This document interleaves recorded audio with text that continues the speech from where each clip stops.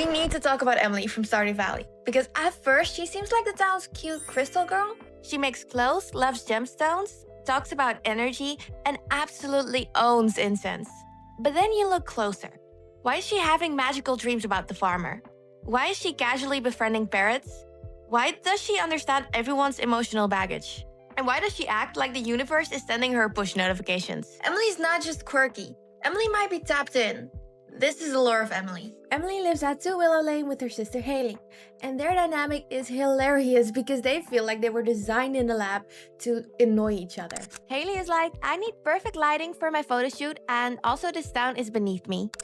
Emily is like, I had a dream about a parrot and now I'm suing pants. Completely different energies. But their home situation is actually kind of sad.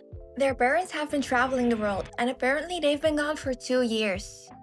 2 years. Like, hello, your daughters are at home having emotional arcs and you're out here collecting passport stamps?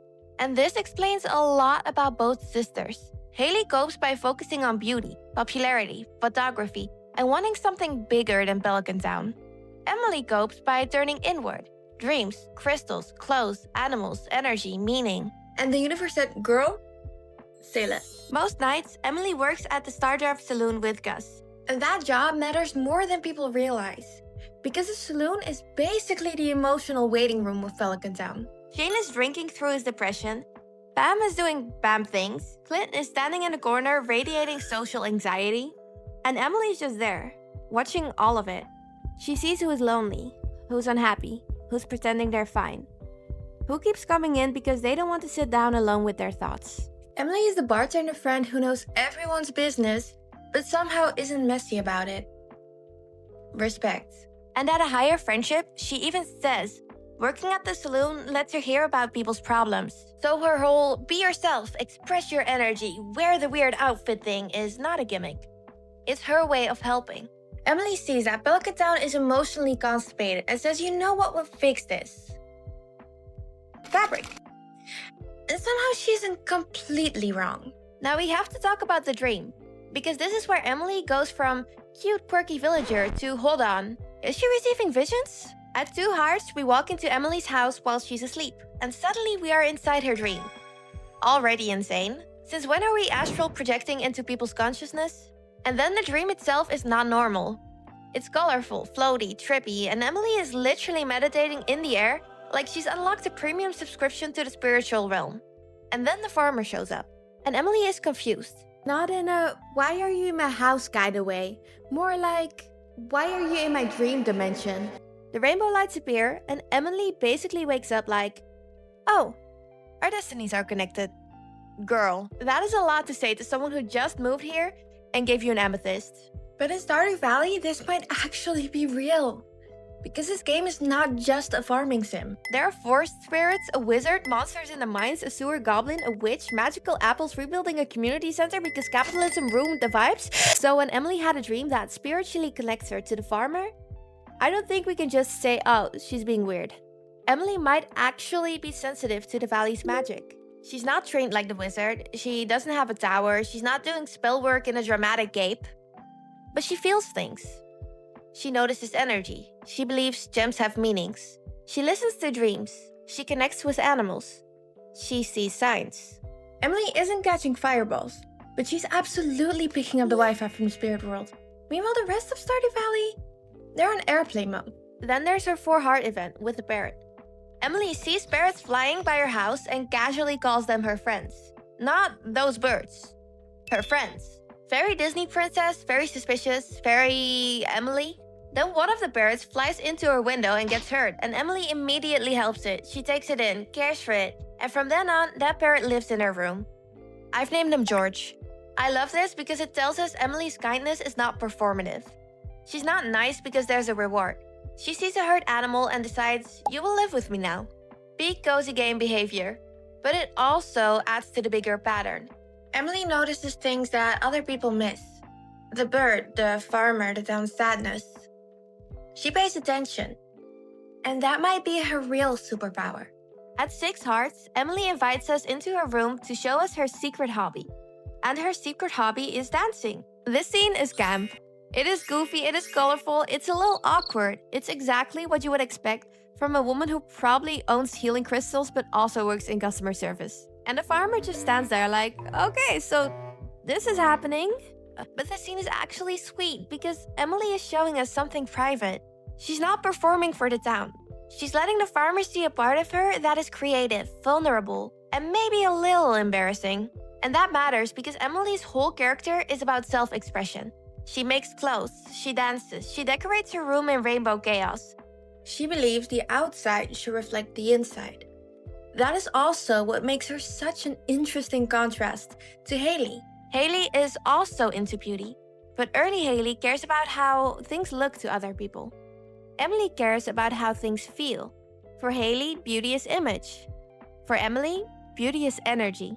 And yes, that sounds like something someone would say while selling you a $48 candle. But with Emily, it's real. She genuinely believes that self-impression can heal people. Which brings us to clothing therapy. Emily's 8-heart event is iconic. She hosts something called clothing therapy, where she invites people from town to pick outfits that express their true selves. And the lineup is everything. Shane comes in his dark, goth-looking outfit, which honestly feels accurate.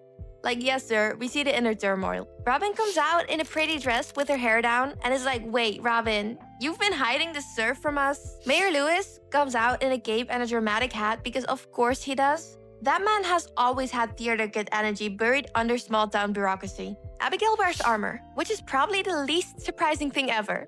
Abigail has been waiting her whole life to look like she's joining an RPG party. And then there's Clint. We'll get to him.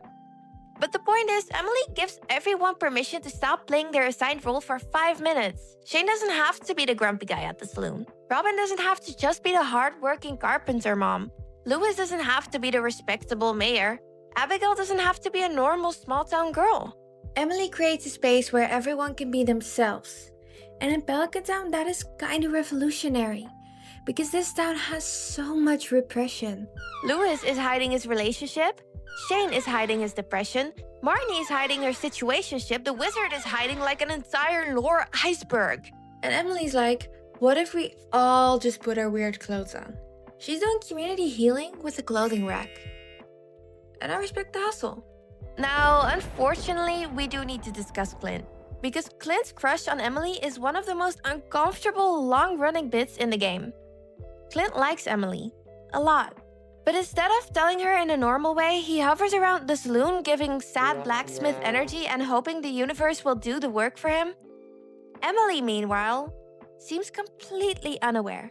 She's kind to him, she compliments him, she includes him. But she does not seem to realize this man is emotionally writing wedding vows every time he says hi. And the thing is, nobody is really evil here. Clint is lonely but insecure.